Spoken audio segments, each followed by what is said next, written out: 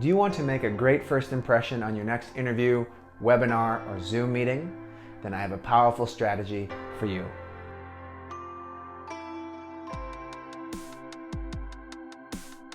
The strategy is very simple, very straightforward. Think about your background as an extension of your clothing. And by doing that, making that small mental shift, you'll transform how you think about what you put behind you. You won't leave it to chance. You will strategically put things behind you, or at the very least, you will eliminate things that distract from your message, things that perhaps don't necessarily look good. I want you to imagine that everything that your audience sees on camera, on their screen, is part of your message, just like your clothing.